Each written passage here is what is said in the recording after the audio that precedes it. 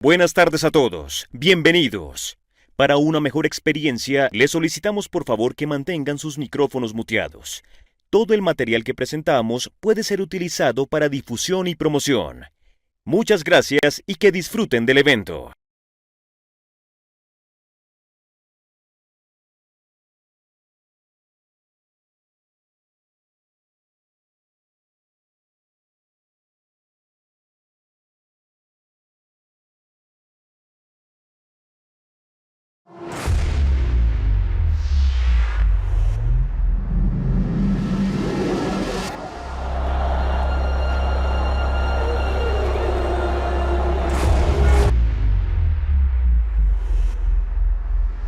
Sin apóstol no hay vida, sin apóstol no hay salvación, sin apóstol somos nada. Yo puedo decirle al muerto, levántate. Yo puedo decir al ciego, ve. Yo le puedo decir al paralítico, camina.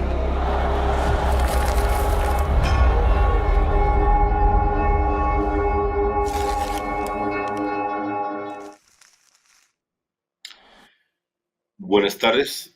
El día de hoy tenemos un evento muy diferente. Queremos compartir con ustedes un especial de cines llamado Los Secretos del Apóstol del Mal. El estreno es este domingo 4 de junio en toda América Latina a las 10 de la noche o 22 horas. Es muy importante para todos y cada uno de ustedes que recuerden que es un tema muy sensible, que requiere su compasión, su respeto, su delicadeza y su completa atención. Creo que es importante que entiendan que A&E necesita informar y educar para tratar de prevenir que se repitan historias como las que vamos a compartir el día de hoy. A&E, a través de este especial, revela la oscura historia de abusos de diferente índole dentro de la Iglesia de la Luz del Mundo, en este especial de 5 partes producido por Vía Hollywood a cargo de David Siqueiros. Ahora vamos a compartir con ustedes una promo que de alguna manera resume lo que debemos esperar de este especial. Ofrendar es depositar dinero. Y la colecta era para comprarle un Rolls Royce al apóstol. Autoridades de Estados Unidos detuvieron ayer a Naasón Joaquín García. Tenía la capacidad para ver tus pensamientos y seleccionar muchachitas para tener el privilegio de bañar al Supremo Pastor. ¿Cómo es posible que esté haciendo esto? Es el hijo del siervo de Dios.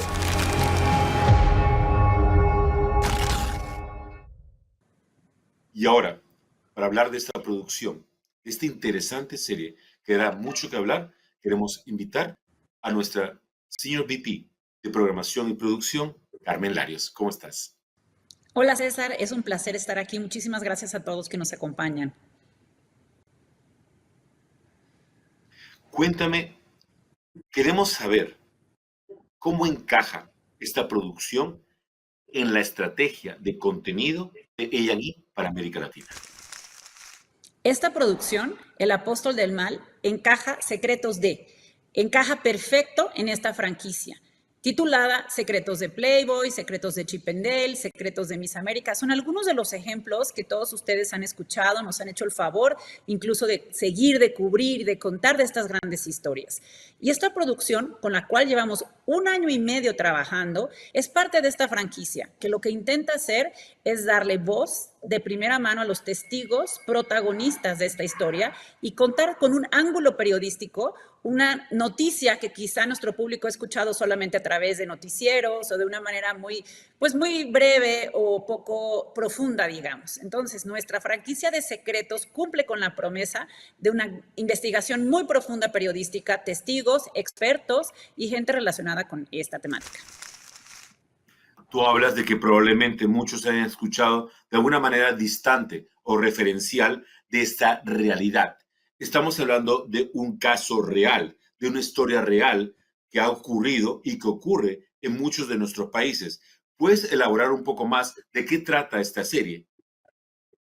Claro, César, desafortunadamente, y digo desafortunadamente porque sucedió en México, Y es un caso de abuso, un caso de manipulación, de cómo una persona llegó a convencer o ha convencido a tantas personas de creer en que es pues el Dios en la tierra. Y esta historia sucedió hace más de 100 años que comenzó. Entonces este programa cubre estos 100 años en donde un señor funda una iglesia y llega hasta ahora, donde el nieto, digamos, es juzgado por las autoridades americanas, y A&E sigue toda esta historia desde el comienzo de esta iglesia hasta el juicio. Es una investigación muy profunda en donde nos hacen pues el favor, y estamos muy agradecidos por el acceso, por sus testimonios, por haber contribuido en esta historia, a todas las personas que son parte de esta historia. Con muchísimo respeto contamos esta historia, con mucho respeto a todas las personas que fueron pues parte de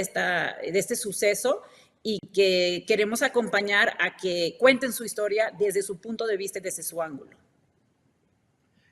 A&E no es un secreto que ha sido pionero en formatos que han roto con cualquier paradigma de la televisión, como 48 horas o 60 días en la cárcel, o también los grandes especiales como R. Kelly con su espíritu de denuncia, o de Epstein, por citar algunos solamente.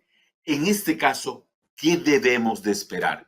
Me estás comentando de que a pesar de los 100 años de impunidad, al final hubo consecuencias.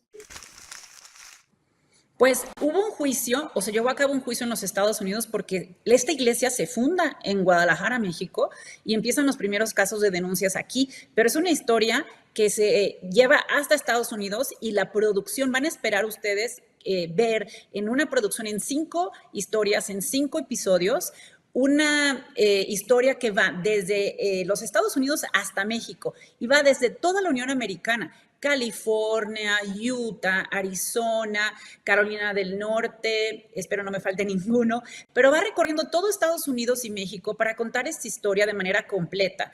Nosotros, como dije anteriormente, estamos muy agradecidos a todos los que narran su testimonio, que fueron víctimas y que pueden contar de primera mano para A&E lo que ellos vivieron y lo que ellos pues tuvieron que enfrentarse para que esta persona, líder o jefe de la iglesia, llegara hasta a un juicio en los Estados Unidos. Eso es muy importante, en que trasciende las fronteras esta historia, y que lo que nosotros esperamos es darle voz a las víctimas, pero también dar voz a que no vuelvan a suceder este tipo de historias, y que se tenga más conciencia, con rigor periodístico se sepa cómo fue que sucedió este caso, y que nuestra audiencia, así como le gustó o le entretuvo o le pareció interesante este rigor periodístico de Secretos de cualquiera de nosotros programas, lo encuentre con esta producción original que, como mencioné, lleva más de un año desde el desarrollo hasta ahora que es su emisión, y que la vamos a compartir con todos ustedes en A&E. Gracias, Carmen. Definitivamente A&E quiere traer una luz a estos casos que muchas veces quedan impunes o en la oscuridad. Creo que lo más importante es compartir con ustedes estos casos reales y prevenir y educar a la audiencia, como bien dices tú, Carmen, para que esto no vuelva a ocurrir. Y ahora vamos a compartir con ustedes un video que nos permite ver cómo estas víctimas, lejos de ser víctimas por mucho tiempo, hoy se convierten en voces y protagonistas de historias reales para hacer una diferencia en futuras generaciones. Con ustedes, el siguiente video. ¡Aquí estoy!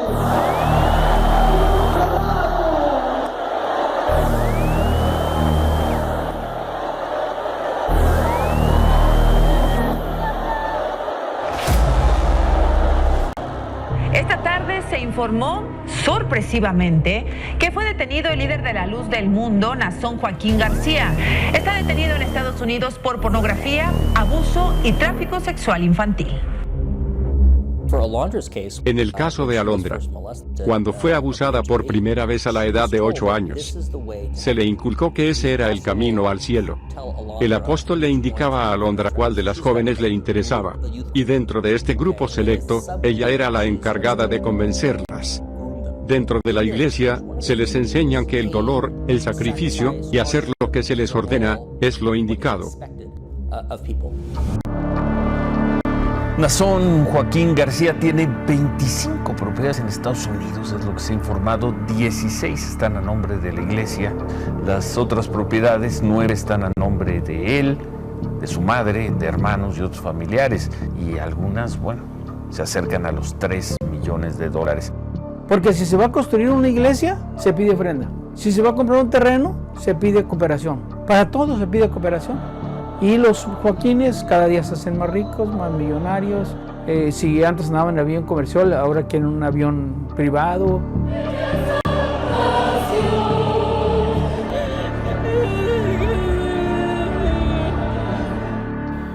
Estamos dando la cara precisamente porque consideramos que estas acusaciones son difamatorias. En la parte jurídica está completamente tranquilo. Está preocupado por la discriminación e intolerancia que derivado de esto pudiera generarse en contra de los fieles de la iglesia. Él no puede ser 23 horas apóstol y 1 hora un violador de mujeres y de niños. Está mal ante la ley y ante los ojos de Dios. Nason me manda a llamar y le empecé a contar todo.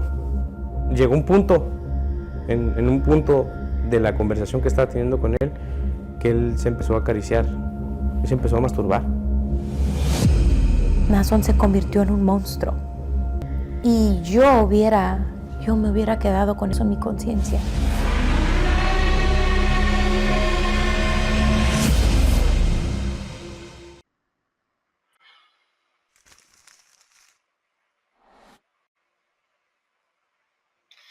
Ahora vamos a hablar del primer episodio. El primer episodio es titulado Abuso y Manipulación y vamos a invitar a Sergio Mesa a conversar con nosotros. Él tenía la capacidad para ver tus pensamientos. Y seleccionar muchachitas para tener el privilegio de bañar al Supremo Pastor.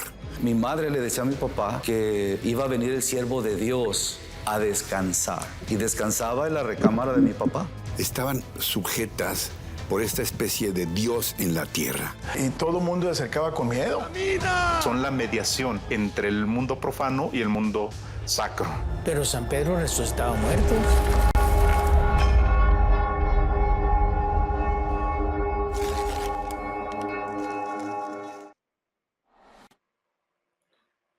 Héctor, ¿cómo estás? Gracias por estar con nosotros.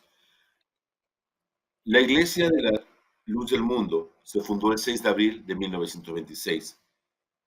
Estamos hablando de muchos años y de 3 generaciones de apóstoles. Pero tú fuiste no solamente un ex pastor en México y en Estados Unidos, sino confidente y hasta chofer particular de la familia. Y fuiste testigo tanto de su enriquecimiento como sus múltiples abusos. ¿Qué significa para ti vivir esa experiencia tan de cerca con ese apostolado? Buenas tardes, César. Gracias por la invitación. Gracias por esta clase de programas, porque estos programas han servido para que mucha gente se dé cuenta de la verdad. Y sobre todo me refiero yo a familiares. Cuando en 1986 yo me retiré de la Iglesia de la Luz del Mundo, era yo solo en la familia y fui objeto de desprecios, fui objeto de marginación, pero gracias a Dios ahorita ya somos más de 30 solamente de mi familia, que ahorita me acuerdo que ya han abierto los ojos y a hoy se acercan a mí, me piden perdón y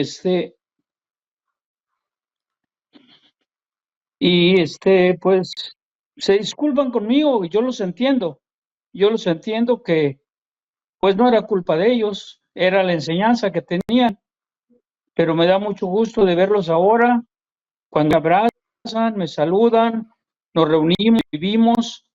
Y para entender un poquito de lo que les quiero hablar, quiero comentarles que mi mamá fue la primera que llegó a esta organización La Luz del Mundo allá por el año 1953. Yo tenía como unos 3 años en ese tiempo, o en otras palabras, Mi madre fue de la primera generación de la organización La Luz del Mundo. El trabajo que hicieron los pastores, el apóstol en ese tiempo, Eusebio Joaquín, era de controlar primeramente a los jefes de familia.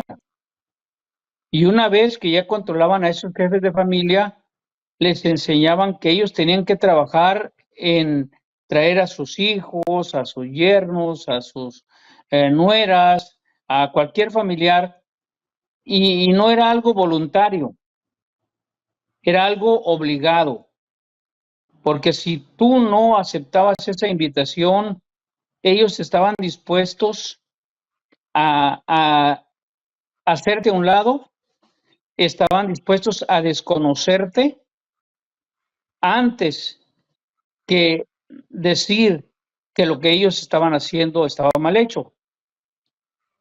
En 1953 llegó mi mamá a ese grupo, siempre con el pretexto de que mi mamá ya era de otra iglesia, parece que ella era de las Asambleas de Dios, una iglesia pentecostés, y llegaron a decirle pues que esa iglesia donde ella estaba era una iglesia falsa, era una iglesia del demonio, pero que ahora en La Luz del Mundo iban a encontrar la iglesia verdadera. Entonces mi mamá se adhirió a esa iglesia, se adhirió a la iglesia y poco a poco empezó a luchar contra todos nosotros, sus hijos, con sus familiares para traerlos a la iglesia. Y entre esos, pues ahí me crié yo desde el 53. Allí fui niño, fui joven, fui adulto y en ese tiempo me tocó ser director del coro, me tocó ser maestro de niños, me tocó ser ayudante del pastor, hasta que en el 1968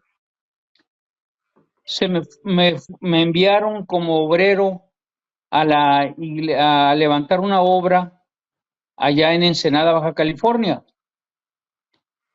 que por cierto, la primera persona que nos recibió en Ensenada, Baja California, era la abuela de Charín, la hermana Berenice, fue la primera que nos recibió en Ensenada. Entonces, en el 68 fui enviado allí a iniciar esta iglesia, haciendo una aclaración, que en ese tiempo no era como hoy. A hoy los pastores tienen un salario, tienen un sueldo. Nosotros no teníamos nada. A nosotros se nos llevaba y se nos dejaba allí y nos decían, aquí estás, busca almas, busca gente, busca donde las juntes. Y así nos dejaron a otro joven y a su servidor allí en Ensenada en 1968. En ese tiempo yo todavía estaba soltero, tenía 18 años y ahí estuve hasta 1970. En 1970, en una avenida que yo hice a Guadalajara en agosto de 1970, me llamó Samuel a su casa y cuando entré a su casa, ahí tenía la que fue mi esposa, Marta Serna, y entonces me dice, Sergio, dice, pues tú me has ayudado a mí como obrero solo, ahora quiero que te cases y la inspiración de Dios, que te cases con Marta Serna. Eso fue el jueves en la tarde. La cosa está que yo pienso siempre me hice la pregunta, que si esa es inspiración de Dios, si Samuel decía y Nazón dicen que eso es inspiración de Dios, lo decía Aarón también, ¿por qué ellos no lo practican? ¿Por qué la familia de ellos no lo practica? Samuel puso a un montón de jóvenes y ahí metió a Nazón, le buscó su esposa, o Aarón le buscó la esposa a Samuel. Ellos tenían la libertad de escoger la que ellos quisieran. Entonces, a mí se me dijo que era una inspiración de Dios. Y como esa era la enseñanza, era la voz de Dios aquí en la tierra, yo lo acepté Total, del jueves, fue el único contacto que yo tuve con Marta Serna, y el siguiente domingo ya nos esperaban en el templo para casarnos. De allí fuimos enviados ya como matrimonio a la obra, a la iglesia de Houston, Texas. Quiero hacer una aclaración, una breve aclaración en esto. En la iglesia de Texas era una iglesia que empezaba y nosotros empezamos a trabajar allí en materiales para pagar la iglesia. En ese tiempo no se acostumbraba como se acostumbra hoy, que los domingos después de la dominical a hoy parece un swap meet afuera de los templos. En ese tiempo, la madre de Samuel Gray y su familia y otros poquitos hermanos que había en Houston, nos pusimos a vender comida para pagar el templo. Cuando yo vine Sergio a Guadalajara, era un escándalo en Guadalajara porque la iglesia de Houston estaba vendiendo tamales. Ya están igual que los falsos. Y me acuerdo Sergio, que tuvo que... ¿Sí? Perdóname que te interrumpa, pero la pregunta, y de manera concreta, porque tenemos varios invitados, es muy concreta. ¿Tú fuiste testigo, sí o no, de algún tipo de enriquecimiento o de abuso de parte de la iglesia? Bueno, mire, me tocó, dijéramos, la suerte de ser chofer de Samuel. Muchas veces fui chofer de Samuel y en ese momento en que yo fui chofer de Samuel es cuando me di cuenta de la vida de lujos que él llevaba. A mí me tocó ir con él a Acapulco en su bote personal, andar de pea y inclusive les quiero platicar un detalle. Una vez que les hicieron una fiesta a Samuel ahí en Guadalajara, pusieron una caja grande donde todos los se depositar su ofrenda y cuando ya se terminó la reunión abrieron la caja y entonces él estaba llena de billetes y monedas y todo, y él llama a toda su familia que vinieran y agarraran de esa caja lo que se pudieran llevar, lo que pudieran era de ellos. Y yo me quedaba en ese momento pensando. También estuviste en el Mundial de Fútbol en Rusia. Ese es otro detalle. Eso fue ahora pronto. En el 2000 me tocó ir a Rusia.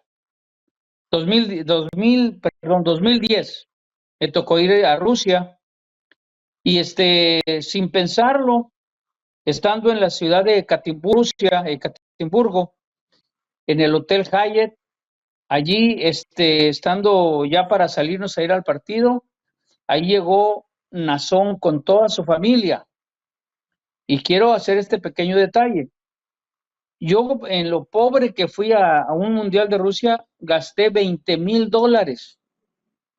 Ahora, ¿cuánto gastaría Nazón que andaba con un grupo de personas allí? Y no se daba la vida que yo me estaba dando. Vamos a dar una pausa para que las conclusiones las saque la audiencia. Pero ahora, si me lo permites, con todo cariño y respeto, vamos a ir al segundo episodio para luego conversar con Moisés Padilla, que también está con nosotros. No te vayas, quédate con nosotros.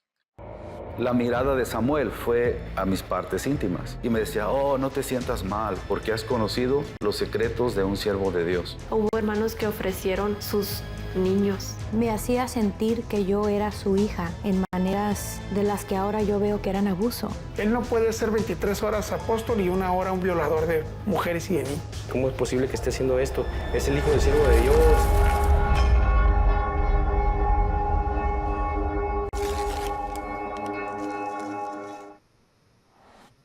Estamos ahora con Moisés Padilla y con Elisa Flores. Quiero empezar con una pregunta breve y directa contigo, Moisés, para luego continuar con Elisa y el resto de sus invitados. Y disculpen por la manera de manejar el tiempo, pero quiero darle un espacio correcto a todos y cada uno de ustedes. Moisés, tú fuiste exmiembro de la familia de la Iglesia de la Luz del Mundo, pero además de muchas cosas, tú fuiste dejado por muerto luego de más de 57 puñaladas en distintas partes de tu cuerpo, cuando de alguna manera compartiste o denunciaste los abusos que habían ocurrido contra tu persona, inclusive abuso sexual cuando era joven. Cuéntanos cómo fue tu experiencia. Yo nací en la luz del mundo. Samuel Joaquín me puso el nombre de Moisés y crecí como cualquier niño. Fui amigo muy íntimo de los hijos de Samuel, pero cuando empecé a tener conciencia, yo vi muchas cosas que estaban mal. Y entre ellas fueron violaciones a mujeres. Y un poco más adelante yo fui objeto de abuso sexual, donde Samuel tiene el rol de hembra. Aunque él hubiera tenido esa posición de una fémina, no deja de ser una violación, porque esa no es mi preferencia sexual. Entonces, cuando eso sucede, él me dice que yo debo de entender que él es un siervo de Dios, que él es un ángel, que los ángeles no tienen sexo. Eso es algo que no se da en la iglesia. Entonces... ¿Pero cuántos años tenías tú? Yo tenía 16 años. Pasa el tiempo y me doy cuenta de que una de mis hermanas me comunica que también fue abusada por Samuel. Ahí en ese momento yo ya no pude retener esa situación. Dije, esto no es correcto. Incluso voy a llamar la palabra cruel, pero creo que es una palabra pequeña, el saber que mi propia madre había llevado a mi hermana para darle ese regalo de virginidad a Joaquín. Eso es algo imperdonable. Y si eso fuera de Dios, como ellos dicen, ¿por qué no lo predican? Entonces nadie se quedaba ahí. Y bueno, en el año de 1997, unos cuantos víctimas entusiastas decidimos llevar a Samuel Joaquín ante un tribunal estatal. No pudimos. Nos fuimos a un tribunal federal y tampoco pudimos. Y no pudimos porque Samuel en ese tiempo tenía un poder absoluto en México. Estamos hablando de un tipo que tiene cientos de millones de dólares y tiene muchísimas influencias a nivel nacional. Entonces, en ese 97, cuando yo no acepté el cohecho que Samuel quería que yo recibiera para callar mi silencio, él se dedica a esperar que nosotros regresemos de la Ciudad de México, donde hicimos una huelga de hambre. Regresamos a Guadalajara y ahí fue cuando me secuestran, me torturan y me dan 68 puñaladas. Y esto está en los documentos que yo tuve del hospital. Incluso para poder llegar a tener un asilo político en los Estados Unidos, yo me sometí a un examen físico y mental. Entonces, ahí en mi examen físico aparecen las 68 cicatrices de esas heridas punzocortantes que fue con un picahielo y con un cuchillo. Eso fue lo que sucedió. Gracias, Moisés. Por favor, no te vayas, quédate con nosotros. Ahora vamos a hablar con Elisa Flores, que también está con nosotros. Elisa, parece que la historia se repite. Todos parecen haber nacido prácticamente dentro de esta iglesia de la luz y no saber exactamente la diferencia entre el bien y el mal, porque lo único que conocen desde que son niños. Es más, el nombre de Moisés fue seleccionado por el apóstol y en tu caso también fue seleccionado por el apóstol porque tienes el nombre de una de las fundadoras de esta iglesia. Cuéntanos qué significa nacer dentro de esta organización. En la iglesia La Luz del Mundo, cuando tú naces en la iglesia, eres simiente santa. Y se acostumbraba anteriormente que los ministros nombraban a los niños. En los 70s y 60s, los ministros eran los que, en nuestra área, los que nombraban a los hijos o a los niños. Y un niño que no es nacido en la iglesia, no es simiente santa, aún no se puede presentar y no es considerado como miembro de la iglesia. Para ser simiente santa, tus padres tienen que ser fiel, tus padres tienen que ser bautizados, y solamente si tienes menor de 14 años, tus padres son responsables de tu salvación. Si no eres nacido en la iglesia, no te puedes salvar. Es algo muy sagrado nacer en la iglesia.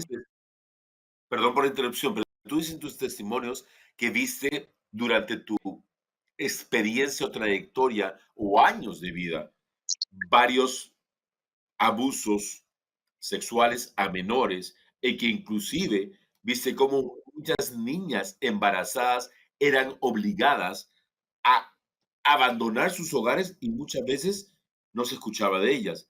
Cuéntanos un poco qué significa esto. Es que cuando uno trabaja en la casa grande o en la casa donde están en la familia del apóstol y algo pasa, bueno, todos tienen la bendición, porque se dice la bendición, es como nos dicen, la bendición de estar en la casa grande es algo muy importante, es algo muy especial. Pero cuando una persona, una niña, sale embarazada y luego las llevan porque tenían una doctora aquí ahí en Houston, que la llevaban a las niñas que salían embarazadas para que sacara a los niños un aborto, que eso no es permitido en la iglesia, pero si se permitió, para ellos todo es posible. Solamente para los miembros de la banca o ministros, bueno, algunos ministros, no todos, no se permiten esas cosas, pero cuando tú eres de la familia real o eres dentro de ese círculo, sí se permite. Es triste cuando vas a tus padres y les dices, oh, esto está pasando, y el apóstol de Dios te dice, no puedes decirle nada a nadie, porque si les dices, no te van a creer. Yo soy el apóstol de Dios.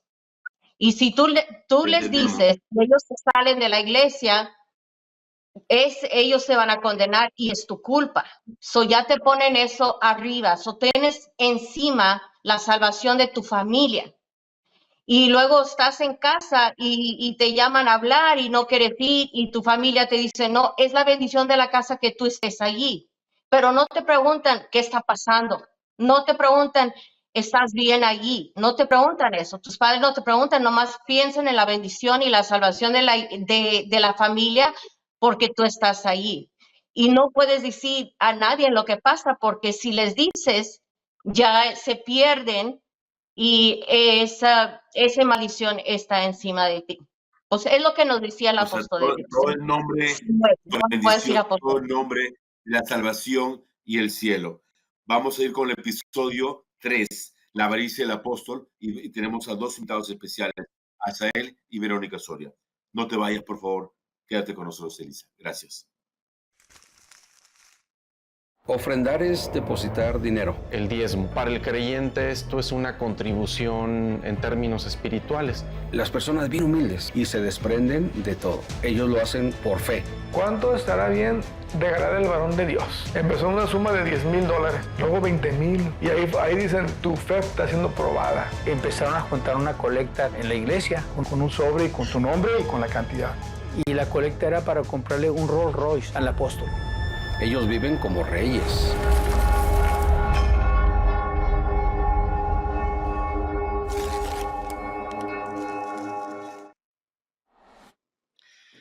Se dice que la Iglesia de la Luz tiene un mínimo de 250,000 feligreses o creyentes, y una realidad que sobrepasa el 1,5 millones entre México y Estados Unidos, con más de 3,000 iglesias. Además, algo que no todo el mundo sabe, es que ocupan el tercer lugar más alto, de analfabetismo, gente que no puede leer, son feligreses, y también es el segundo de audiencia o población que no tiene educación escolar. Entonces eran para algunos víctimas perfectas. Ahora, la pregunta para ustedes fue, ¿ustedes nacieron, como aparece en todos los casos, dentro de la iglesia? Fue la única realidad que conocieron, la única verdad absoluta que fueron obligados a creer. ¿En qué momento ustedes despiertan o se dan cuenta que hay otra realidad? ¿Y en qué momento ustedes se dan cuenta de que la tragedia que vivieron con la muerte de su Salvador, el apóstol Samuel, es el principio de otra vida para ustedes? Pues para empezar esto, no es de que esas cifras que se manejan, yo no las creo, la verdad, porque están muy infladas. No creo que se haya tanto miembro, no creo para empezar, ¿verdad? Y yo creo que nosotros al momento de no tener ni siquiera opción de o querer nacer en otro lugar, porque yo nací ahí en la hermosa provincia, no tuve opción o no tuve esa oportunidad de levantar mi mano y decir, ¿sabes qué? No me gusta esto. Pero yo desde muy niño, desde muy joven, yo empecé a mirar, cuando me tocaba ir a Guadalajara, la injusticia que había y la diferencia social, demográfica, económica y le voy a decir estas palabras muy ciertas que un día lo corroboró. En la Iglesia de la Luz del Mundo hay una cierta mafia, en que dependiendo qué tan bueno seas para dar ofrenda, se te da más libertad de hacer cosas. Entre más bueno seas tú para hacer cosas, es más importante. Tu apellido va subiendo. Así son los casos en todo, y todo el que está aquí oyendo no me lo va a desmentir. En la iglesia vale mucho, porque aquí dice que es una familia que tiene mucho o que coopera en grandes cantidades para según el enriquecimiento de la iglesia, pero no, el dinero, todo se va para Guadalajara. Pablo Joaquín. Entonces tú dices que estás diciendo básicamente que estás diciendo, si te entiendo bien, que básicamente todo se puede comprar o todo se podía alquilar y que el poder económico te daba mayor apertura. Básicamente sí, y yo lo miré, fíjese, por pura coincidencia, yo tenía mis ojos vendados, exactamente así era. Yo tenía mis ojos tan vendados porque pues no tenía otra opción. No. Yo como también fue, como dijo la persona Elisa Flores, desde Santa también. Y eso, según se nos metió en nuestra cabeza, que era mucha ventaja ante todo el mundo ser simiente santa. Éramos especiales. Yo me creía, mira, hasta cierta manera, le voy a decir la verdad, yo me creía superior a los que me trabajaban alrededor mío. Yo me creía superior a ellos, porque yo era simiente santa. Era algo que se me había metido como un chip en la cabeza, que yo era mayor que ellos. En una ocasión, hablando con un diácono, yo le dije a él y le dije, ¿sabes qué? Deje el diaconado a un lado y dígame la verdad, de hombre a hombre. ¿Hay mafia o no hay mafia en la iglesia? Y él me corroboró que sí había mafia, que había favoritismo. Verónica, perdón, gracias, Azael. Verónica, ¿tú como mujer viste algo diferente o tienes la misma experiencia? Cuéntanos. Pues yo tengo casi la misma experiencia. En mi caso, yo nací, pero mi mamá se convirtió a los 3 años que yo tenía de edad, pero ella sí venía de familia, su abuela, mamá, era grande y ella no quería pertenecer porque no le entendía mucho hasta que ella me tuvo a mí.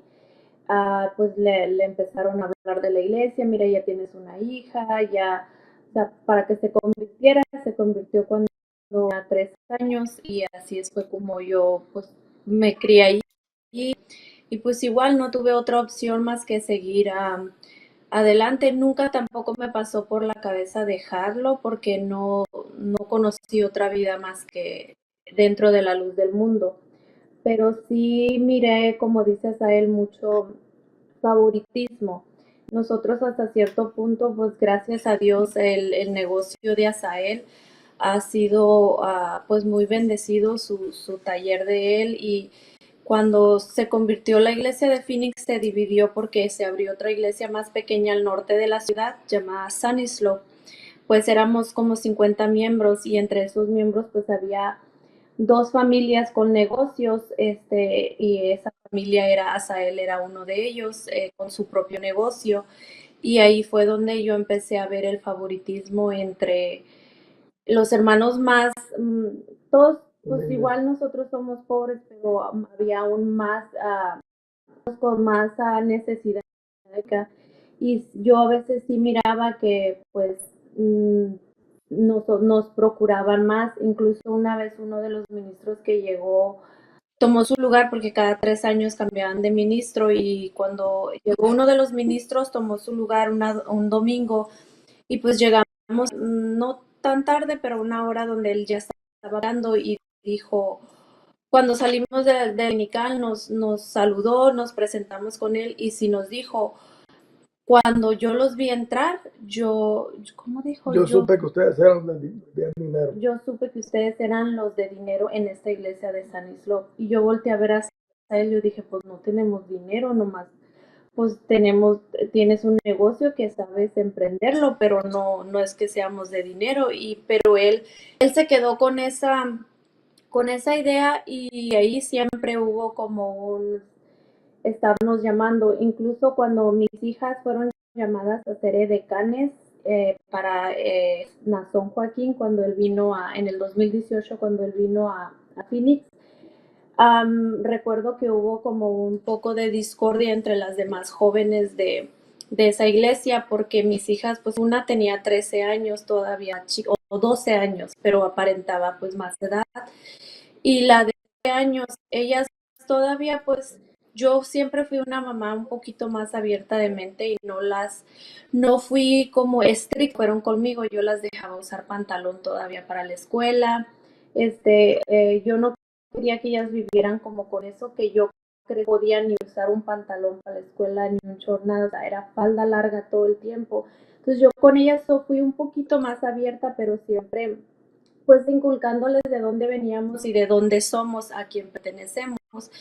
Pero pues en la escuela las miraban con pantalón o X cosa que ellas ponían en sus redes sociales, ya sea con un pantalón, un short, y recuerdo que esa vez cuando ellas las eligieron hubo un poco de discordia, las demás jóvenes se quejaron, más humildes jóvenes muy entregadas a la iglesia, se quejaron que por qué ellas, que por qué mis hijas, si ellas usaban pantalón, si ellas no eran tan activas, eran un poco más, pues no estaban 100% en todas las actividades como ellas. Entonces el aspecto económico definitivamente era importante. Fue cuando yo miré. Ok, entonces ahora, en base a eso, vamos a dar partida al episodio 4, que justamente se llama La soberbia del apóstol. Y vamos a compartir ahora con Héctor Vera, que nos está esperando en la siguiente cámara. La luz del mundo nace de la guerra cristera. Y el mismo acto de fundar la iglesia en Guadalajara es en sí mismo un acto de provocación. El Estado mexicano le dona 3 hectáreas. Alcaldes que le daban las llaves de la ciudad al apóstol de Jesucristo.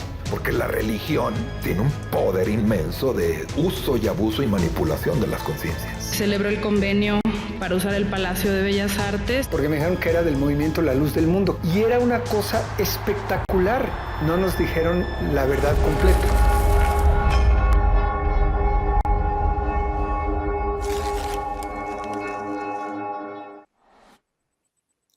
Héctor Vera, ¿cómo estás? Mira, en breves palabras, quisiera que nos confirmaras o no lo que Asael y Verónica han resumido, que el aspecto económico era muy importante y que además habían diezmos, donaciones y contribuciones, aparentemente con diferentes nombres, había diferentes formas de enriquecerse o de por lo menos obtener recompensas o inversiones.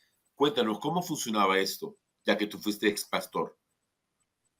Sí, mira, yo fui más de 20 años, casi 23 años ministro, fui pastor, fui diácono de grado, y me di cuenta de que el dinero corre en la luz del mundo, pero un río de dinero. Constantemente le piden a la iglesia $20, digamos $20 por miembro. La iglesia da 40, da 50, a ser liberales, a desprenderse, y el dinero corre, miedo, ¿verdad? Una vez en San Antonio, Texas, yo era el ministro de esa iglesia de la Buenavista.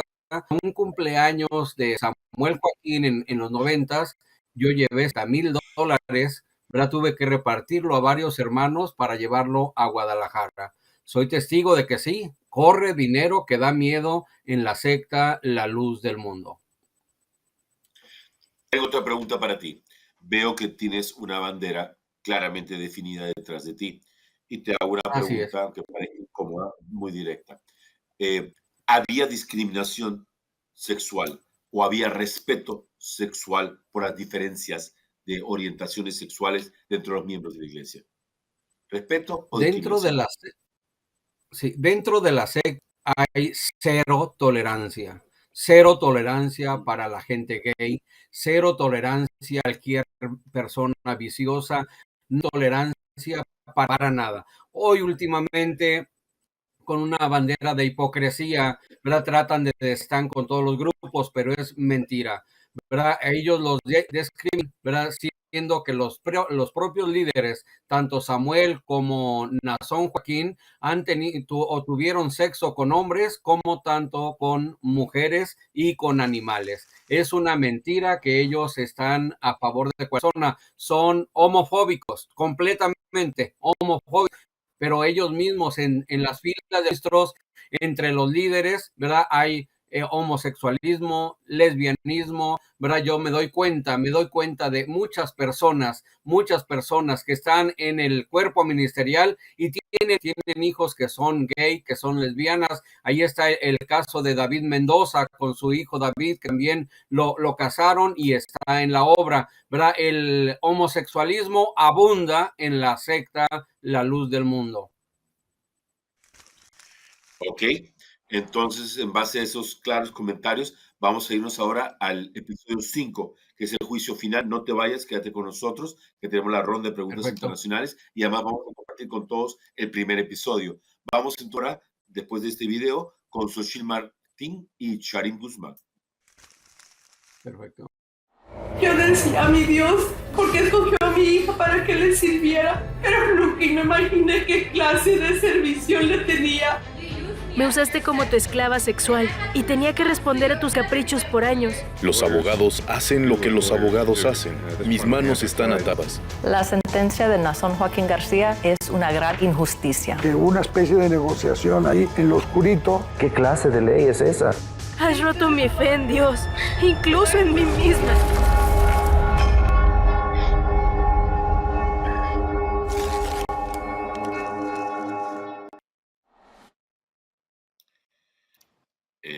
No es tan fácil continuar un evento como este, pero la pregunta que te quiero hacer a ti primero, Charim, ¿cómo crees que funciona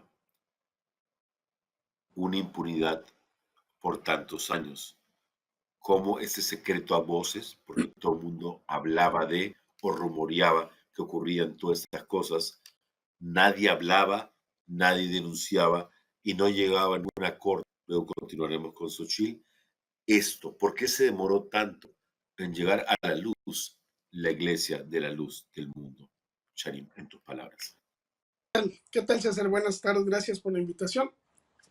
Hay dos factores reales. Primero es interno, que es el sometimiento de las personas para que no alcen su voz, para que se queden calladas, y es el miedo que te siembran desde que naces. Eso es lo que les ha permitido la impunidad interna a La Luz del Mundo para no hablar a los miembros, que no hablen los miembros, y esa es la impunidad interna de La Luz del Mundo a través de las políticas que ellos mismos han ejercido a través de la Biblia. La segunda, que es hacia afuera, vamos a decirlo, ellos han vivido con total impunidad porque han trabajado por estos casi 100 años de la mano con el gobierno. En México es muy claro que existe la separación Estado-laico, la separación de Iglesia-Estado, perdón, y donde ningún ministro de culto, ninguna religión debe relacionarse de alguna manera políticamente. En este caso, La Luz del Mundo, pues en su momento con el PRI, en su momento cuando llega el PAN, con el PRD, con Movimiento Ciudadano y actualmente con Morena, es donde ellos tienen los lazos más cercanos. que por muchos años fue con el PRI, ahora es con Morena porque indiscutiblemente hay muchas otras personas que militaron en los otros partidos con los cuales ellos hicieron sus amarres y hoy están en Morena, ¿no? Y eso porque en esos rubros, la condena al apóstol de 16 años y 9 meses, ¿la consideras justa o injusta?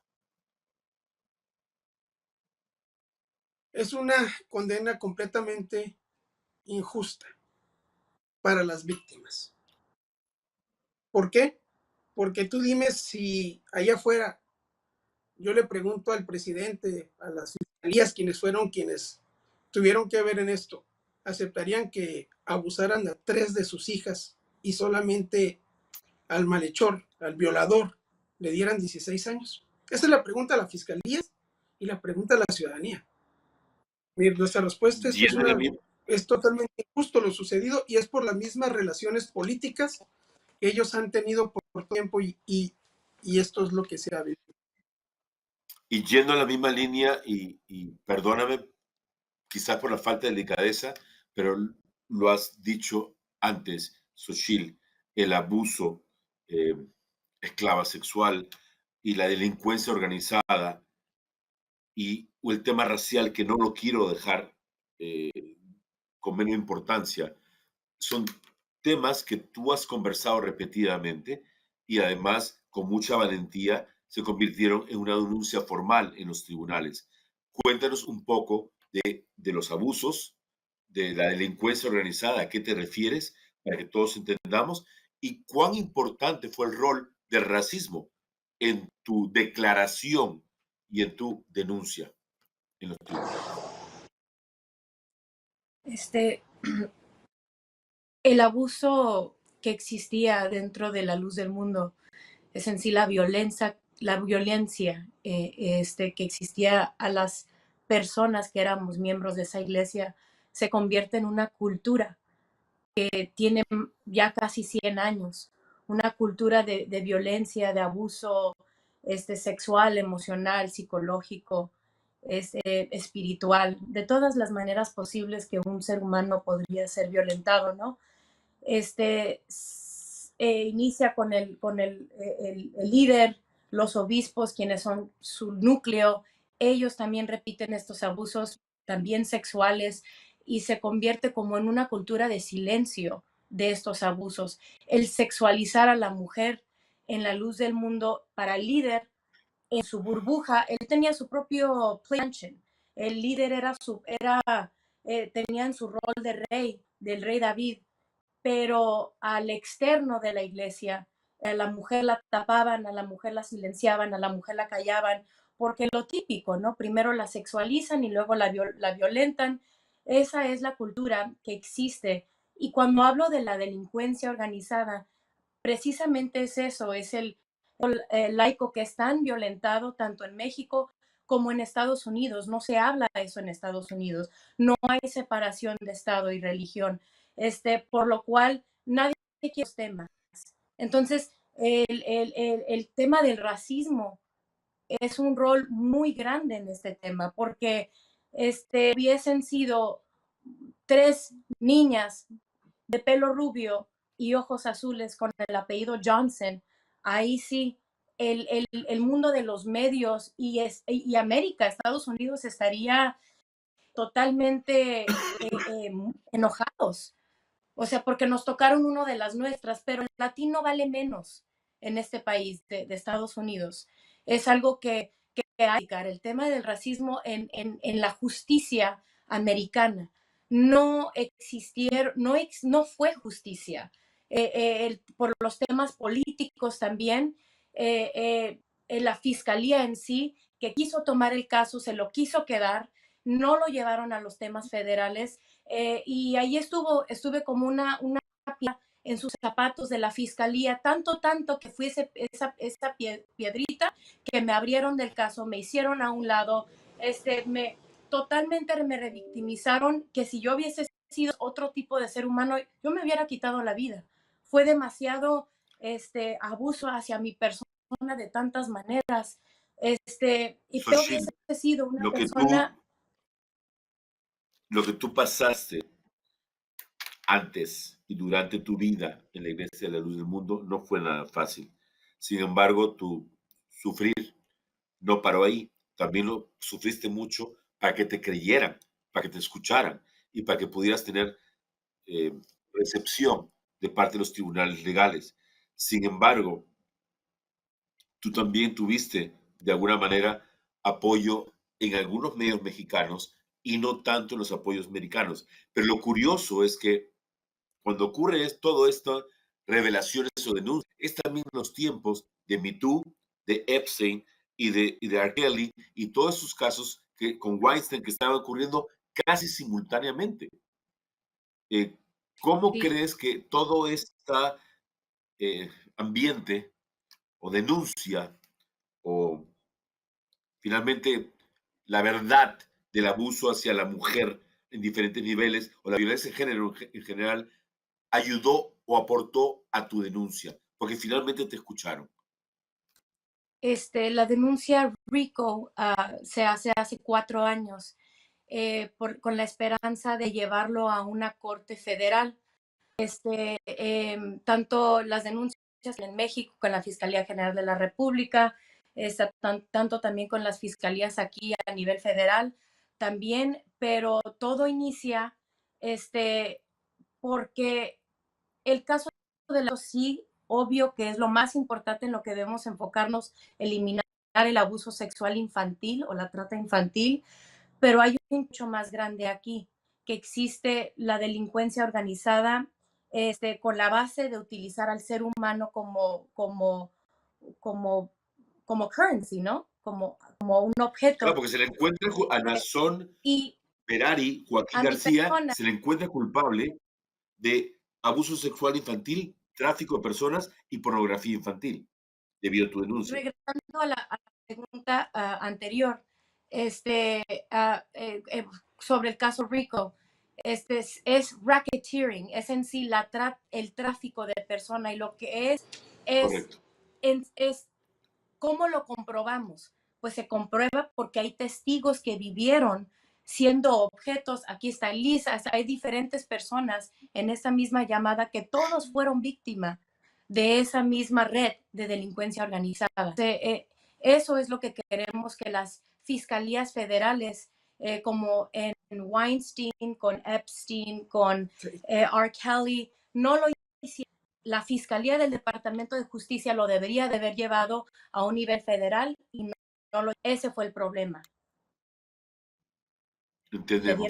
Ahora, si me permiten, vamos a ir a la ronda de preguntas de los medios internacionales que tenemos listos para ustedes. Así que, por favor, compartamos el panel con todos nuestros invitados que han compartido con mucha interés, fortaleza e integridad sus testimonios.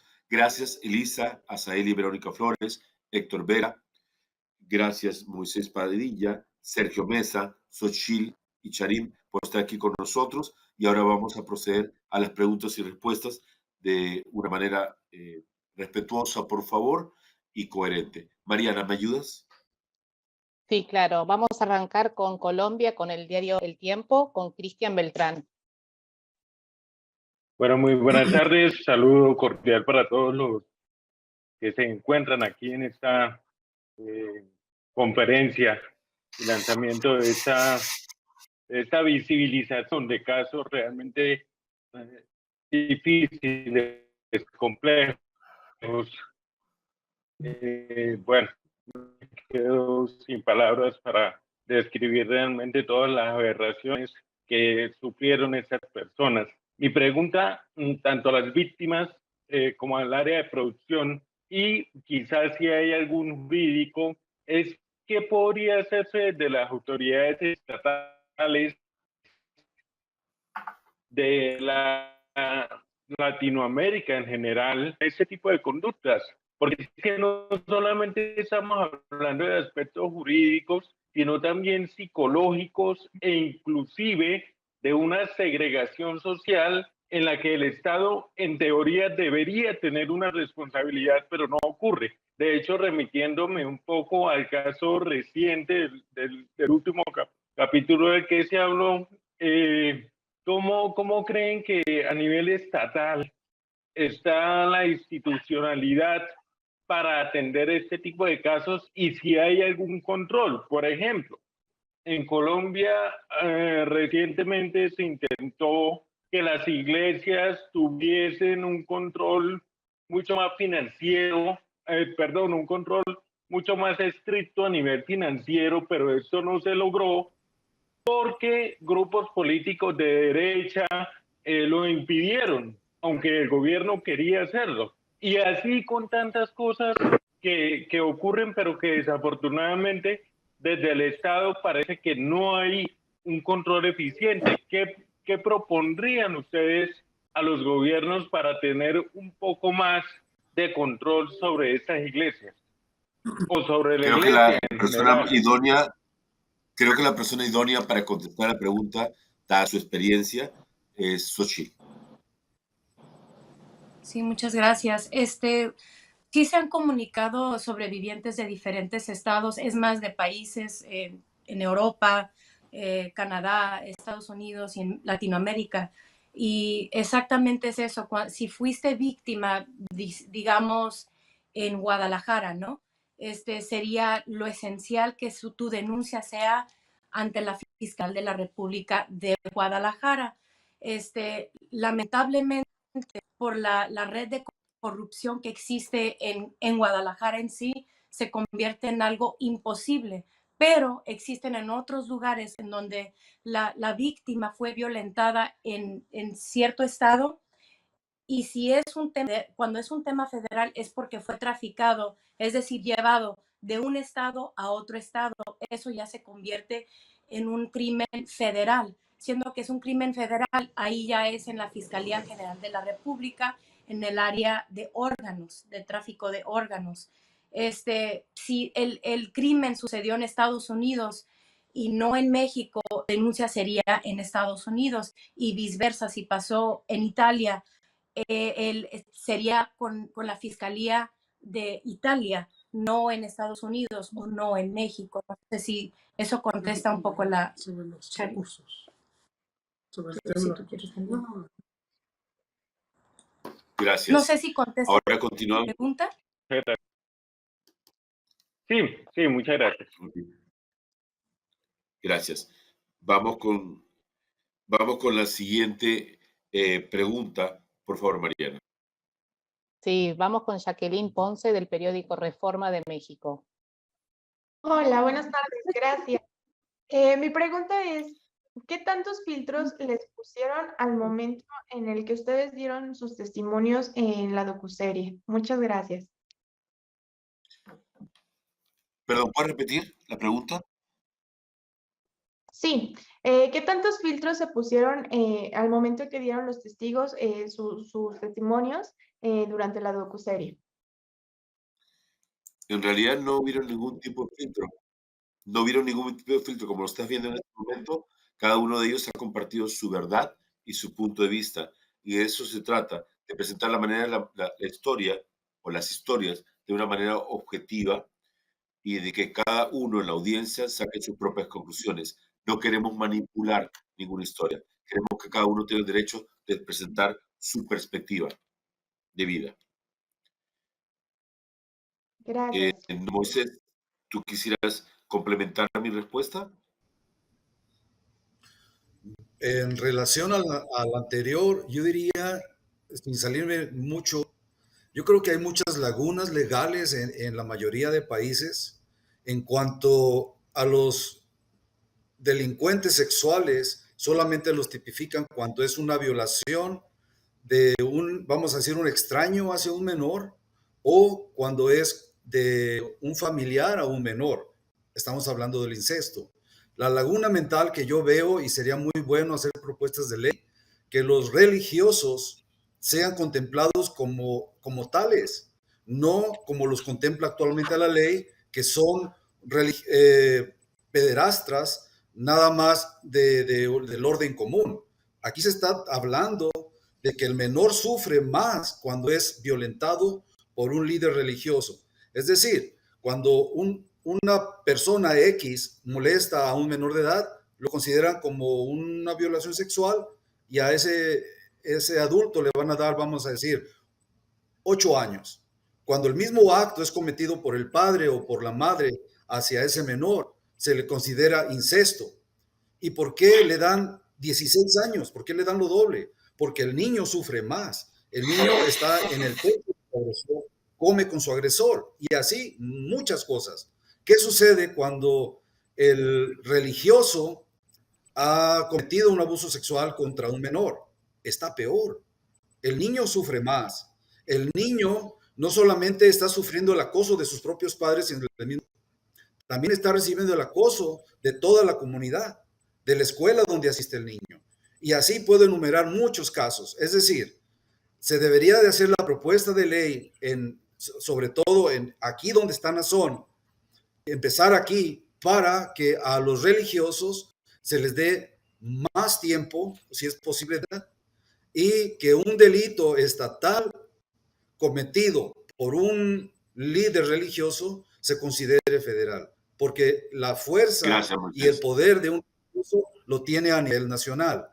Ahora, con relación a que no existe, es porque la palabra en realidad no existe. Nuestro vocabulario en español no existe la palabra que tipifique esa situación. Es decir, existen palabras que no hay cuando en realidad están ocurriendo cosas. Cuando una persona que está casada se le muere su cónyuge, se llama viudo. Cuando a un niño se le mueren sus padres, se llama huérfano. Pero ¿qué pasa cuando a los padres se le mueren? No hay palabra. Lo mismo sucede. No existe la palabra legal para tipificar a este tipo de religiosos. Yo considero que la palabra, de acuerdo a nuestra etimología grecolatina, tiene que ser religio pederasta. Esa es la palabra, una sola, religio pederasta. Se debe de considerar a todos aquellos religiosos que cometen un abuso contra un menor, deben de ser sentenciados específicamente como líderes religiosos y no del orden común, como fue sentenciado Nazón Joaquín. Entonces, refiriéndome a la pregunta, perdón. Gracias. A la segunda que usted hace. Quedó muy claro tu opinión. ¿Algo más? A la segunda pregunta, yo creo que todos estamos conscientes de que todo esto es una verdad. Hemos sufrido. Yo creo que nadie sufre por una mentira. Todos sufrimos por una verdad y aquí estamos todos hablando de este problema que nos atañe como una sociedad pensante. Gracias por un tan buen resumen. Vamos con la siguiente pregunta, Mariana, por favor. Sí, vamos con José Vieira de Noticias da TV, Brasil. UOL, Brasil. Hola, voy a intentar un poco de portuñol, que mi español no es tan bueno. Se você quiere, você fala português e depois traduzco para todo mundo em espanhol. Pode ser também. No Brasil, a gente teve um caso similar de abuso em igrejas com o médium João de Deus. As suas vítimas e investigações foram muito desacreditadas pelos seguidores do João. Por que vocês acreditam que esses apóstolos possuem tantos seguidores e o quão importante foi criar uma rede de apoio depois de denunciar esses casos? Es muy importante. La pregunta es que en Brasil han ocurrido casos muy similares. El caso de los seguidores, el problema es que fueron desacreditados por ese llamado apóstol. ¿Cuán importante es contar con el apoyo para que ustedes no sean desacreditados y que tengan el derecho de que su verdad sea escuchada y que el crimen no salga impune?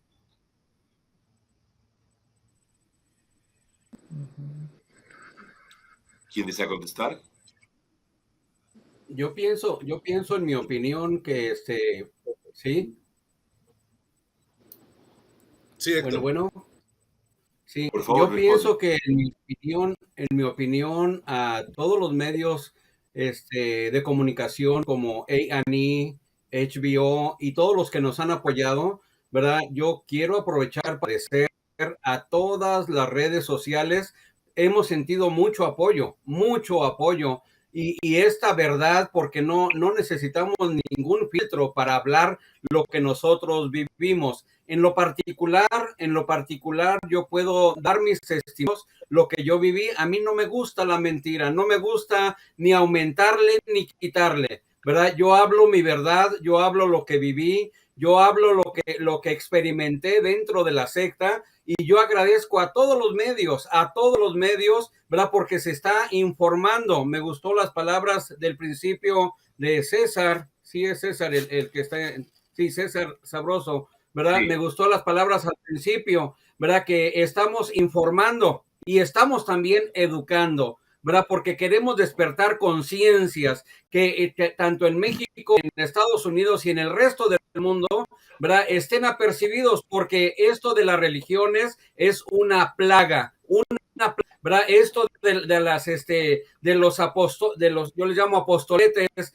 de los falsos cristos. Por eso vamos a tener una protesta el 4 de junio en el este de Los Ángeles, una protesta, ¿verdad? Que estamos en contra de esta secta que ha hecho mucho daño, pero sí le damos las gracias a todos los medios. No nos sentimos solos. Yo en mi canal de YouTube siempre les estoy diciendo y digo, benditas redes sociales, porque hemos tenido el apoyo que no tuvieron en el 97, lo están teniendo hoy en este tiempo. Por eso el 4 de junio tenemos una manifestación, una protesta pacífica ahí en el este de Los Ángeles, donde fue el epicentro de este escándalo que ha llegado a nivel mundial, porque donde quiera que está la secta, la gente está despertando, ¿verdad? Y más que ahora somos miles, no somos los 7 del 97, hoy miles, y el 4 de junio lo vamos a manifestar. Por eso, gracias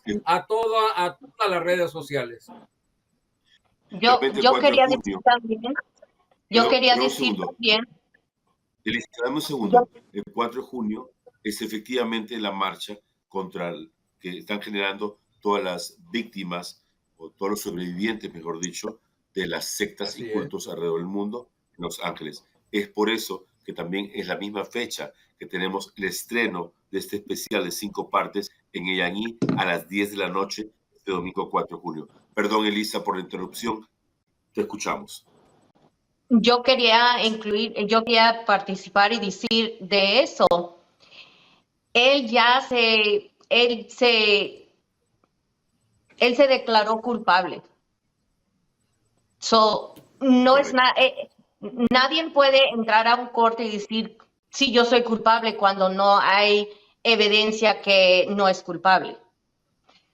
No pueden venir a decir, que no es cierto lo que él hizo o algo así. Hay videos.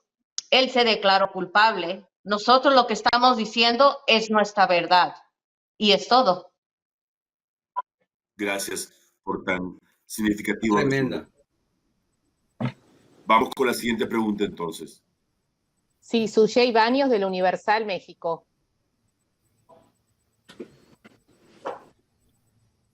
Gracias, buenas tardes, ¿me escuchan? Perfectamente. Okay. Yo quisiera preguntarle si en el momento de realizar esta serie documental no vivieron algún tipo de acoso o algo que tratara de censurarlos, porque yo recuerdo que precisamente en los 90, cuando una televisora aquí en México trató de investigar, pues incluso recibieron amenazas. ¿Qué sucedió con A&E?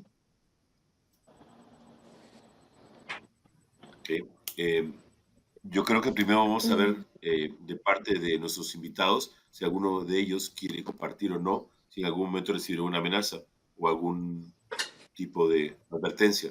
¿Alguien quiere? Pues de la parte de nosotros, dale. De la parte mía, sí, de la parte mía, por parte mía personal, a mí pues no que haya miedo o algo así, sino que a los que me rodean les mandan a decir cosas, pero eso no me inquietaba, yo no les tengo miedo a nada de ellos. El problema está de que hubo habladurías, pero no pueden parar la verdad. La verdad es no. En primer lugar, no hay un beneficio monetario en esto. Nadie nos está pagando ni un 5 de lo que estamos hablando. ¿Qué vamos a lograr? Que la gente abra más los ojos ¿En qué forma? En que yo iba a pasar 42 años de mi vida. Correcto.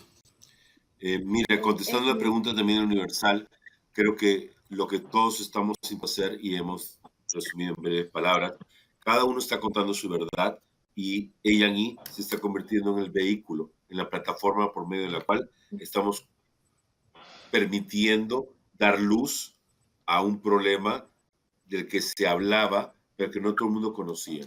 Y creo que la mejor manera es organizar la información y presentarla de una manera objetiva para que cada uno, en base a las verdades compartidas, saque a sus propias conclusiones. Aquí nadie está tomando parte al favor o en contra de nadie. Lo que estamos tratando de presentar la verdad o una verdad de la manera más organizada.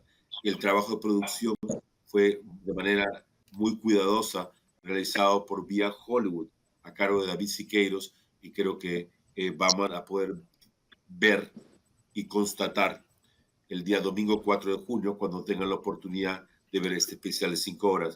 Hoy, después de la conferencia, vamos a compartir con ustedes el primer episodio, si el tiempo nos lo permite, y Mariana nos ayuda con la siguiente pregunta, por favor. Sí, vamos a Colombia nuevamente. Cristian Almanza, de Colprensa. Buenas tardes a todos, ¿cómo están? Bueno, mi pregunta Bien, sería... gracias. Hola, ¿me escuchan? Sí, te escuchamos. Sí, adelante. Ok. Se habla de que dentro de la investigación hay cierta rigurosidad, deontología y principios éticos. Al trabajar con tantas víctimas y personas afectadas por actos violentos, de corrupción o abuso, yo presento una pregunta pues como con enfoque doble. Y es, ¿de qué manera la producción, investigadores y periodistas se cuidan de no promover un discurso de acción con daño o revictimizante? Y pues digamos el otro enfoque de pronto para personas involucradas o víctimas es el cómo se busca esa reparación y esa reivindicación. O sea, más que visualizar si hay una reparación y cuidado, No. y bueno, esas personas involucradas que estuvieron de pronto, que tuvieron entrevistas, pues siente que, o sea, ¿cómo se deben contar las historias? ¿Sí sienten que existe reparación dentro de todo esto? Miren, Si me permite, creo que una de las cosas... Sí, por favor, contesta. quería un poquito contestar esa pregunta que para nosotros, al menos en mi caso, el hablar de estas cosas que nos sucedieron para nosotros es un alivio, porque por mucho tiempo a mí me sucedió que yo guardé eso, dijéramos, por unos 20, 30 años, y yo sentía algo en mí que me ahogaba, que yo tenía que decirlo, y al momento de hablarlo, no sé si a mis demás hermanos también les sucedió, sentimos un descanso, un alivio, y ya para nosotros eso es una ganancia. Sí. Sí, yo pienso que es tan importante hacerlo público. Muchos de nosotros hemos tenido pláticas con el FBI, con Homeland Security, nos han escuchado, nos protegen, ¿verdad? Siempre están al pendiente, al menos con mi persona, ¿verdad? Tengo un contacto directo con Homeland Security, me invitaron a Nueva York, di testimonios, ¿verdad? Me expresé con toda libertad de que si me han amenazado, sí me han amenazado. Lupe Ernest me envió 3 guaruras, ¿verdad? Para darme en lo que más me duele. Así fue la encomienda. Y me di cuenta de que mi vida corría peligro, ¿verdad? Y me he refugiado en el FBI, en Homeland Security. Abrí mi canal, ¿verdad? En YouTube, y diciendo constantemente, porque miedo no tenemos, ¿verdad? Mucha gente me conoce como hablo, ¿verdad? Levanto la voz, ¿verdad? Estoy casi siempre gritando, hablando porque estoy inconforme, pero sí, gracias a las redes sociales, ¿verdad? Gracias a todos ustedes que nos brindan esta libertad y esa confianza para poder expresar. Yo siento que sí, sí puede haber un alivio, y el alivio está en hablarlo, ¿verdad? Hace unos días se dio un testimonio fuerte de una muchacha que fue violada por Samuel Joaquín, el padre de Nazón, en la hermosa provincia donde mataron, ¿verdad? Porque para mí la secta es una, ¿verdad? Peligrosa, una secta político-matonesca, una secta donde te intimidan y te quieren callar. La muerte de Silvia Orozco fue un mensaje para todos nosotros. Mira lo que te va a pasar, ¿verdad? Te vamos a hacer esto, y viven siempre amenazando.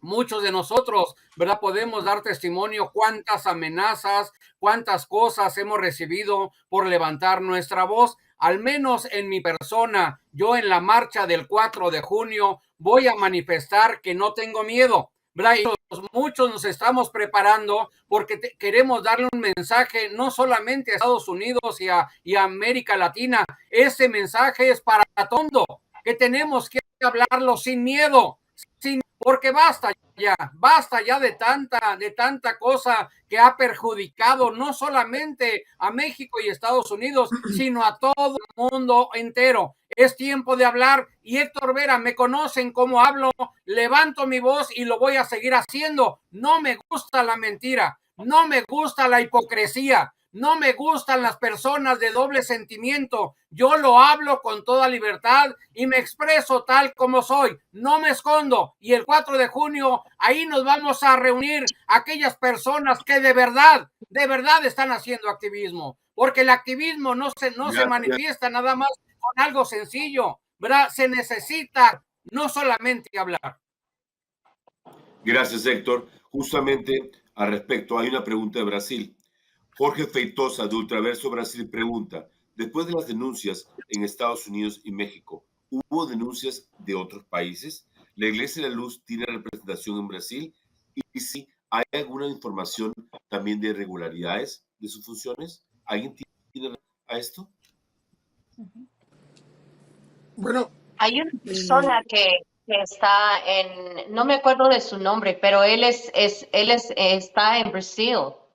¿Cómo se llama? Y él habla, es un licenciado.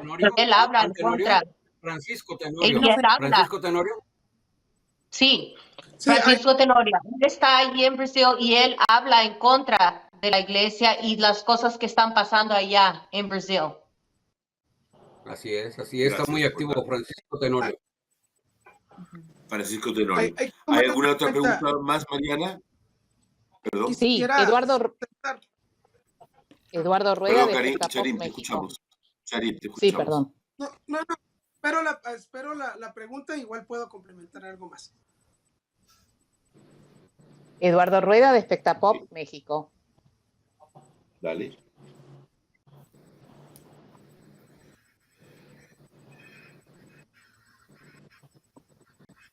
Eduardo, ¿estás en mute? Perdón, Ahí ya va. estoy acá. Ahí va.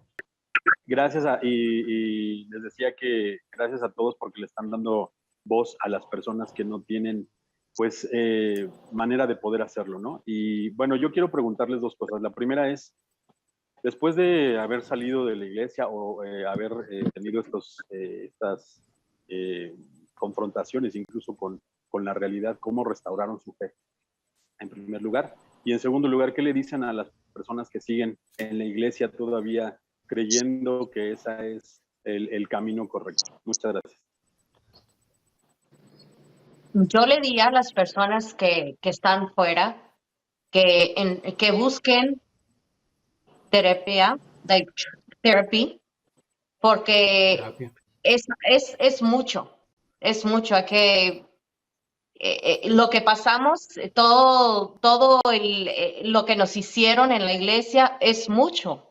Y hay que buscar a alguien para poder platicar y alguien que no va a juzgar lo que ellos han hecho o lo que han pasado o lo que están pasando. Yo les digo que no estén no siguen solos, que busquen a alguien para poder platicar y para sacar todo eso lo que tienen adentro, porque es sanar, platicar de esto. Los que están adentro, yo les digo, hay muchos señales. Yo estuve allí y yo les veía, pero yo no quería creerlas. Y sí son verdad. Y yo les digo, protegen a sus hijos. Yo les digo, no todos los que están en una iglesia son buenos. Ahí están allí por razones que están allí buscando sus víctimas. Protegen a sus hijos. Madres, padres, protegen a sus hijos, por favor. Es lo que Gracias, yo les Elisa. digo. Creo que nos estás dando el tono perfecto para concluir el evento y me gustaría pedirle las palabras finales, no solamente a ti, Elisa, que lo has hecho correctamente. Me gustaría continuar con Azael y Verónica Flores, por favor. Soria. Su No, reflexión apoyamos Soria. o palabras finales. El apellido es Soria, no es Flores. Azael, sí, Soria, tienes razón, perdón. Ok, bueno, conforme a la pregunta que dijo la persona esta y lo que dijo la señora Elisa Flores, la terapia que yo, mi persona, ¿verdad? No en todos, mi persona, la terapia mía, lo que ha funcionado en mí, porque fue un abuso por tantos años que no sabías que te estaban abusando. Mi terapia ha sido pues el trabajo y enfocarme en el bienestar de mis hijas, de mi familia, estar siempre ahí para ellos, porque hubo mucho tiempo que yo me distancié mucho. ¿En qué forma? En que todo el tiempo estábamos en oración, estábamos en actividades y no miré yo eso, y ahorita mi terapia ha sido por ahí. La otra, es muy difícil porque ahorita toda mi familia está adentro, es muy difícil decirles cómo salir de ahí, porque estás adentro de un círculo y no miras para afuera. Ocupa que estar afuera del círculo para todas las atrocidades, todos los abusos, pero ocupa que estar afuera y solamente, mis palabras, solamente Dios por esto, porque solos. Igual. Gracias. ¿Me permite, César? Sí, claro, Sergio, por favor. Una de las cosas que a mí me ha servido mucho es comunicarme con los encargados de esas formas, como el hermano Héctor Vera, Moy, Xochitl y Charim, y todos los que tienen esas plataformas. Hace muy bien que esas personas se comuniquen, porque en ese momento se siente uno solo, se siente uno decepcionado de todo. Yo creo que nos ha pasado a todos eso, que uno ya no quiere saber nada de Dios, no quiere saber nada de nada. Está uno completamente decepcionado porque es muy duro. Imagínense, hay personas allí en ese grupo que ya tienen 70, 80 años. Es muy difícil para ellos decir, ya se acabó, ya me engañaron y aquí termina todo. Entonces, yo me pongo a pensar, por ejemplo, el alcohólico, el que ha usado drogas, busca esos grupos y ahí encuentra un cierto refugio. Y para mí me ha servido mucho comunicarme con estos hermanos que los felicito por ese trabajo tan valiente que hacen y les deseo mucho éxito. Y otra cosa que debemos de pensar es que el hombre sea falso, el que una nación sea mentirosa, no quiere decir que Dios no exista, no quiere decir que Dios sea falso. Dios siempre con sus brazos abiertos para ayudarnos y tendernos la mano. Así es. Es el único. Gracias, Sergio, Es el único que siempre ha estado con nosotros. Es el único que siempre ha estado con nosotros. Nos ha abierto puertas, nos ha tendido su mano y gracias a él todavía estamos en pie. Y como dijo una vez el hermano Héctor, ahí en la corte dijo, la lucha no se ha terminado con que a Nazón lo hayan puesto en la cárcel. La lucha apenas ha empezado. Y gracias a Dios vemos que esta lucha sigue creciendo y vamos ganando terreno a nivel familiar, a nivel conocidos. A mí hay muchos hermanos que yo conozco que me hablan por teléfono y quieren platicar conmigo, y lamento a veces no tener el tiempo que mi trabajo no permite, pero quiero decirles de todo corazón que yo estoy con ustedes, que me siento para ustedes, que los acompaño en ese sufrimiento que hemos llevado por muchos años, y que Dios nos siga dando su mano poderosa para seguir adelante. Mi deseo para todos es que Dios los bendiga. Sergio, ahora quisiera continuar con Moisés, por favor, si me ayudas. Sí, la verdad que son palabras muy fuertes de Héctor. yo conozco su historia. Es muy triste estar toda una vida, servir toda una vida a la secta y tener que salir y empezar desde bajo cero. Es muy difícil, muy difícil. Y sobre todo con una familia que te pusieron en contra. Yo viví también la situación de Sergio y la entiendo para la perfección. Y también, al igual que los otros testimonios, mi resiliencia fue el trabajo, enfocarme al trabajo y también la otra parte que es pues pintar, hacer un poco de esculturas, tocar el piano. Eso me ayudó a tocar la guitarra. Son situaciones que uno puede ir superando poco a poco. Pero lo más importante yo creo que es tener conciencia de dónde está uno pisando y aceptar. Si es derrota, aceptarlo. Y si es una realidad, hay que aceptarla, aunque duela. Pero como se dice, por ahí escuché un mensaje del presidente Bukele. Si alguien te engaña por primera vez, es la culpa de ellos. Pero si te engañan 2 veces, es tu culpa. Yo creo que eso es lo que debemos de replantearnos. Si ya conocimos las mentiras de la luz del mundo, hay que salirnos y hay que aceptar que fuimos engañados. Eso lo veo yo de esa manera, pero estoy totalmente de acuerdo con Sergio. Gracias, Moisés. Ahora vamos, por favor, con Xochitl y con Chay para las reflexiones finales, por favor. Solamente para comentar tantito acerca de lo que es healing, como mencionaba Elisa, fue tanto daño que nos hicieron sanar. Totalmente fue, nadie nos preguntó si queríamos ser partícipes de esta organización. Simplemente se nos implementó y así nos creamos toda nuestra vida, era todo lo que sabíamos. Entonces ya o sea, los que vamos apenas saliendo de, o sea, saberte desconectar y las cosas chiquitas como cómo vistes, qué color te gusta, qué música te gusta, o sea, tantas de esas cosas, conectarte con la humanidad es muy importante. Y como decía mi tío Sergio, ¿no? Mi tío Sergio Mesa, como él comentaba, o sea, poder volver a sentir lo que es la amistad, la familiaridad. O sea, él recibió mucho bullying en nuestra familia y así existe en un gran porcentaje en las sectas del mundo, el shunning, ¿no? Y eso es el control coercitivo, todo ese es el delito, pues la extorsión mental, es el consentimiento, que es lo que primordialmente para otra ley que se tenga que hacer, se tiene que definir el consentimiento, que es lo que estamos trabajando, y es lo que está sucediendo en este país, en México, que el tema del consentimiento se ha hecho una cultura de abuso al respeto humano, y es comenzar a despertarnos. ¿Por qué están incrementando tantos números de abuso infantil? Ahí está la respuesta. Entonces, unirnos, la unión hace la fuerza, como decía César Chávez, y poder entre todos unirnos, no Brasil y México, unirnos como un solo cuerpo, unirnos para realmente eliminar esta crisis que se va a decir al abuso infantil. Así es.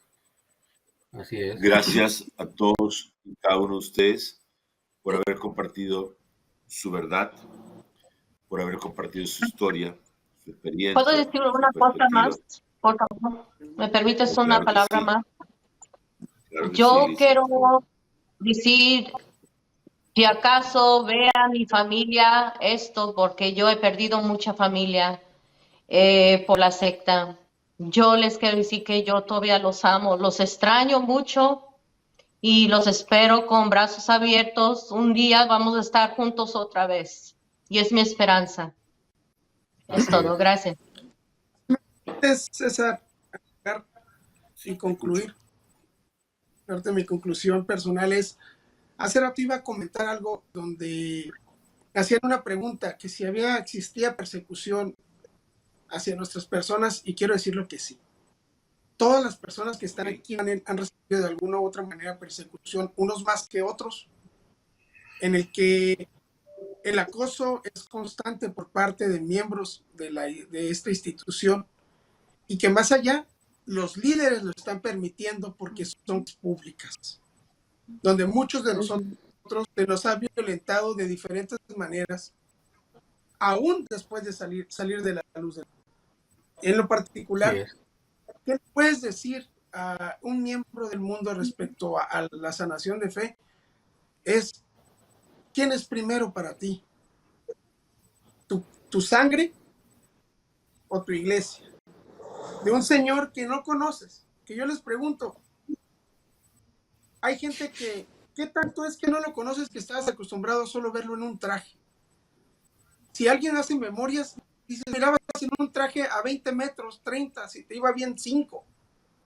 Entonces, lo más importante aquí es sanar entre uno mismo, porque sabemos que nuestras familias que no nos aceptan, y te lo digo abiertamente, ¿quién fue mi mamá? Digo, fue porque hace 7 años cuando decidimos escapar de denunciar. Sus palabras fueron, ¿tú sigues en esto?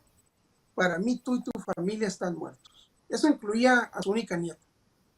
Y ese es parte del control coercitivo que ellos tienen hacia cada uno de nosotros. Yo lo que puedo desearle es que abran su mente.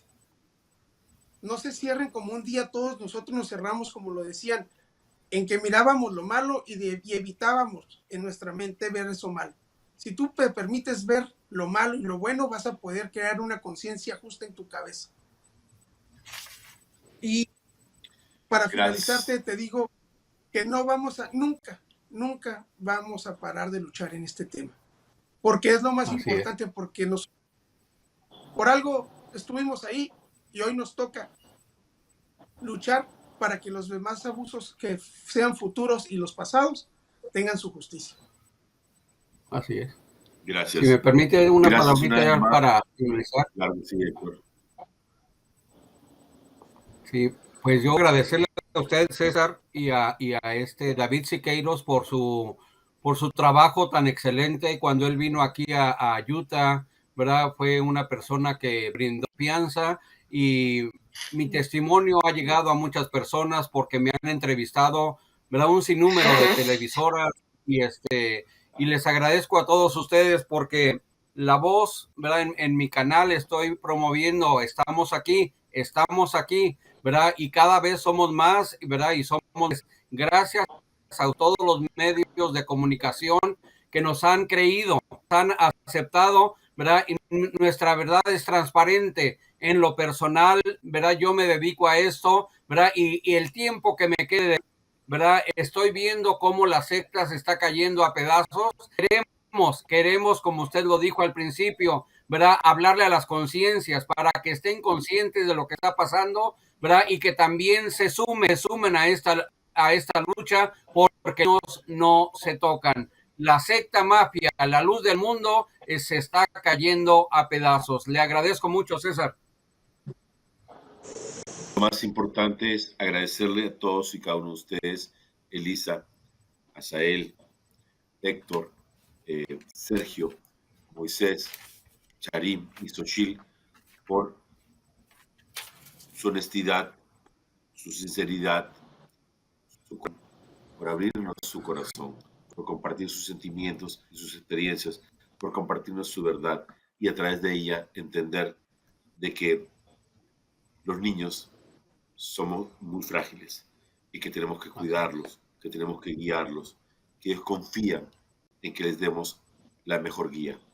Y creo que también es importante que abramos los ojos y que escuchemos bien y que creo que es muy importante que aprendamos también a perdonar y a sanar y que también sepamos ayudar a que necesita ayuda y que nos pide una mano. Creo que a través de esta